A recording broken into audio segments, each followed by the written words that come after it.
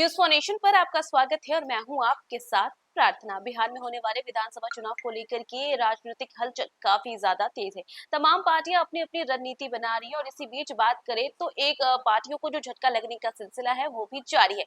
और इसी बीच अब खबर आ रही है कि पशुपति पारस जो कि चिराग पासवान के चाचा हैं, वो चिराग पासवान को टक्कर दे सकते हैं। दरअसल बात करें तो जहां एक तरफ पशुपति पारस को लेकर के महागठबंधन में बात नहीं बनी थी और उसके बाद पशुपति पारस ने ये ऐलान किया कि वो निर्दलीय लड़ेंगे और इसी के साथ साथ उन्होंने अपने 25 उम्मीदवारों के बारे में भी बताया। और अब देखिए इसी बीच खबरें आ रही है कि पशुपति पारस चिराग पासवान के लिए मुसीबत खड़ी कर सकते हैं। चिराग पासवान को जहां एक तरफ एनडीए में 29 सीटें मिली थी और इसी के साथ साथ उन्होंने अपने प्रत्याशियों के नाम की भी घोषणा कर दी, तो वहीं देखिए अब पशुपति पारस नई मुसीबत खड़े कर सकते हैं भतीजे चिराग पासवान के लिए।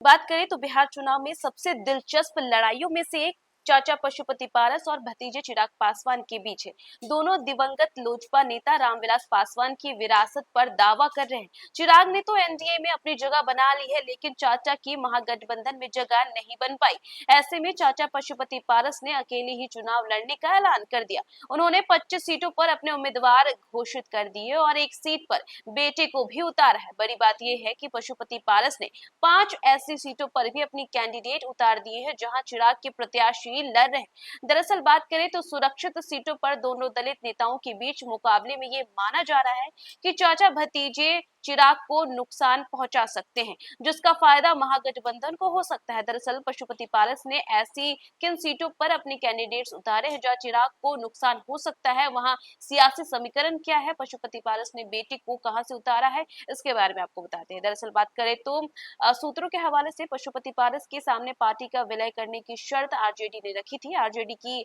दलील थी कि आरएलजेपी के सिंबल सिलाई मशीन को लोग बहुत ज्यादा नहीं जानते हैं और इससे महागठबंधन को चुनाव में नुकसान हो सकता है। और देखिए सीटों के बंटवारे पर भी असहमति थी, तो पारस ने शुरू में 12 सीटों की मांग की थी, बाद में इसे घटाकर 8 सीटें कर दी गई, लेकिन तेजस्वी यादव ने 2 से 3 सीटों से ज्यादा देने को उन्हें तैयार नहीं थे। इसी के साथ देखिए इस फोकस पर रही पार्टी का अस्तित्व भी बच जाए और चुनाव में ताकत भी दिखे। हालांकि तेजस्वी की पशुपति से बात नहीं बनी और उन्होंने अकेले लड़ने का ऐलान कर दिया। दरअसल लगातार सीटों की मांग हो रही थी, उसके बाद सीटें घटाकर 2 से 3 पर आ गई, लेकिन ऐसे में पशुपति पारस चाहते थे कि उनकी पार्टी दिखे, उसकी शक्ति दिखे, इसीलिए उन्होंने अकेले चुनाव लड़ने का ऐलान कर दिया। और अब पारस ने जिन सीटों पर लड़ने का ऐलान किया है उन 5 विधानसभा सीटों पर चिराग पासवान और पशुपति पारस की पार्टी के बीच सीधी टक्कर होने वाली है। दरअसल बात करें तो तेजस्वी यादव के A to Z फॉर्मूला के तहत भूमियार नेताओं पर नजर है। उन्होंने इस हफ्ते 2 भूमियार नेता बेगूसराय के बोगो सिंह और खगड़िया के जेडीयू विधायक डॉक्टर संजीव को आरजेडी में ज्वाइन कराया।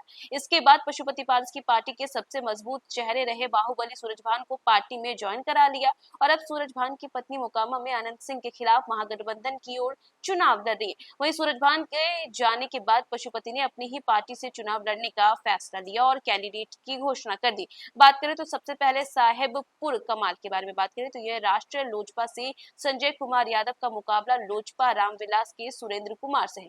विधायक पर भरोसा जताया और उन्होंने 2020 में जेडीयू उम्मीदवार राकेश कुमार को 12,225 वोटों से हराया था। तो वही बात करें तो बेगूसराय लोकसभा क्षेत्र में आने वाले साहेबपुर कमाल विधानसभा क्षेत्र में करीब 10% मतदाता अनुसूचित जाति को 16% और मुस्लिम समुदाय है। वही बात करें तो दूसरी सीट आती है बखरी की, या एससी के लिए आरक्षित इस सीट पर राष्ट्रीय लोजपा ने नीरा देवी को टिकट दिया है और चिराग पासवान के उम्मीदवार संजय कुमार यहाँ मुख्य मुकाबला महागठबंधन के प्रत्याशी सीपीआई के सूर्यकांत पासवान से है। वह बखरी के मौजूदा विधायक है और बखरी सीट पर भूमियार और मुस्लिम वोटरों की संख्या अधिक है। वही बात करें तो उसके बाद बात आती है तीसरी सीट चेनारी की। यह सीट बेहद खास है। चिराग पासवान ने यहाँ से कांग्रेस छोड़कर आए पूर्व मंत्री मुरारी प्रसाद गौतम को टिकट दिया है, तो वहीं पशुपति पारस ने सोनू कुमार नट को मैदान में उतारा और पिछली बार मुरारी ने कांग्रेस के टिकट पर जेडीयू के ललन पासवान को 18,300 वोट से हराया था। वहीं बात करें तो चौथी सीट के बारे में तो ये है गरखा। यह राष्ट्र लोजपा के विगन मांझी का सामना लोजपा आर के सीमांत मृणाल से 2020 में सीट पर आरजेडी के सुरेंद्र राम ने बीजेपी के ज्ञानचंद्र मांझी को जो है 9000 से अधिक वोटों से हराया था। और इसी के साथ अब बात करेंगे 5वीं सीट यानी कि महुआ के बारे में। यह बिहार विधानसभा चुनाव के सबसे हाई प्रोफाइल सीटों में से एक है और यहाँ से आरजेडी से निष्कासित लालू प्रसाद के बड़े बेटे तेज प्रताप यादव अपनी पार्टी से मैदान में है, तो वहीं आरजेडी उम्मीदवार मौजूदा विधायक मुकेश रोशन भी है। और बात करें तो इस त्रिकोणीय मुकाबले में चाचा भतीजे की लड़ाई और दिलचस्प हो गई है। दरअसल चिराग गुट ने संजय कुमार सिंह को मैदान में उतारा है। महुआ विधानसभा क्षेत्र में यह यादव मुसलमान दलित समाज का वोट जो है वो काफी ज्यादा आता है। और इसी के साथ साथ बात करें तो पशुपति पारस ने अलौली से बेटे को उतारा है। और इस चुनावी समर में एक बड़ा फैसला ये भी हुआ कि पशुपति पारस और उनके भतीजे प्रिंस राजद खुद चुनाव नहीं लड़ेंगे। और अब देखिए राष्ट्रीय लोजपा के प्रदेश प्रवक्ता ललन चंद्रवंशी के अनुसार दोनों नेता पार्टी के लिए स्टार प्रचारक की भूमिका निभाएंगे और संगठन को मजबूत करेंगे। और ऐसे में देखिए जहां एक तरफ चिराग पासवान ने 5 सीटों पर अपने प्रत्याशी उतारे, तो वहीं चाचा चिराग पासवान के जो चाचा हैं पशुपति पारस, उन्होंने भी वहां से अपने प्रत्याशी को उतारा है, जो कि अब दोनों के बीच में टक्कर भी देखने को मिलेगी। तो देखा आपने कि किस तरीके से चिराग पासवान की टेंशन उनके चाचा पशुपति पारस बढ़ा सकते हैं। दरअसल जिन 5 सीटों के बारे में हमने आपको बताया वहां से चिराग पासवान ने अपने प्रत्याशियों को उतारा है, तो वहीं दूसरी ओर पशुपति पारस ने भी अपने प्रत्याशियों को वहां से लड़वाना चाहा है। और देखिए इसी के साथ साथ अब दोनों के बीच जो है घमासान देखने को मिल सकती है।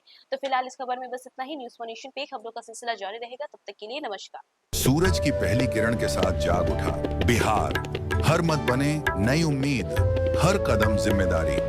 न्यूज़ 4 नेशन की अपील, 6 और 11 नवंबर को घर से निकलें, वोट करें और अपने भाग्य विधाता खुद बने।